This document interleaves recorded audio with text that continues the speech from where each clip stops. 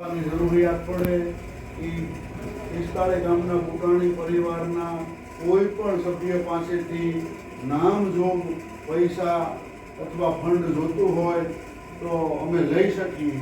હે માં, જો તારી અમારી તમામ સંતાનો ઉપર કૃપા હોય અને તમારી મંજૂરી હોય તો માં અમને બેકી સંખ્યામાં જવાબ દઈશું. બરોબર. માં પોતાની વિનંતી સાંભળી હોય દિવસ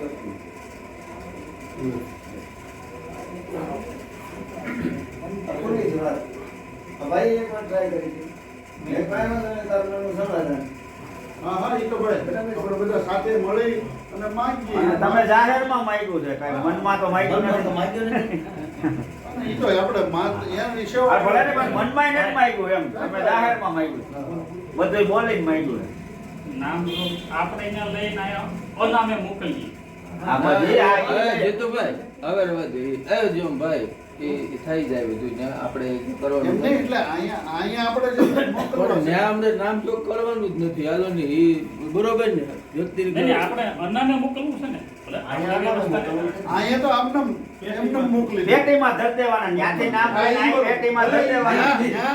ન્યા હું એમ કહું ભાઈ તમારે 22 તમારે 25 તમારે 50 એ આખું મોટલું લઈ અને આપણા હાથમાં આ પેટી 8 લાખ રૂપિયા આવ્યા તે અહીંયા મૂકી દેવાનું. હા, બસ. હા, એ લઈ લો.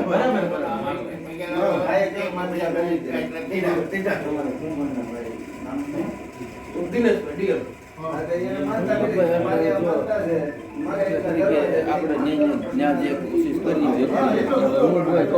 બાપા તમારે દેવાના એવા પછી નામ જો ક્યાં રહ્યું એમાં એવી રીતે કરાય. મારું કહેવાનું એમ છે, તમે મને કહો મગજમાં તમારે પસાર અમે અંદરો અંદર તારા બધા બચ્ચા ભેગા થઈ અને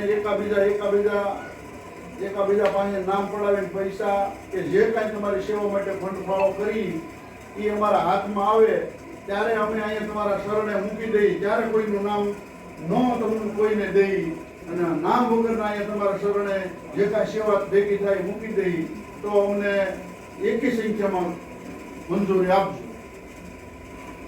ગોઠીએ વિનંતી કરી પ્રમાણે તમે લેતા હો તો દિવસ બતાવો.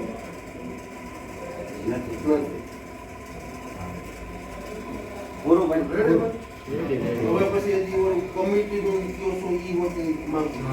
અરે એ તો એ તો આકરો પ્રશ્ન છે. ને તો નામ માણસની લઈ લો. વાત નથી કરતા.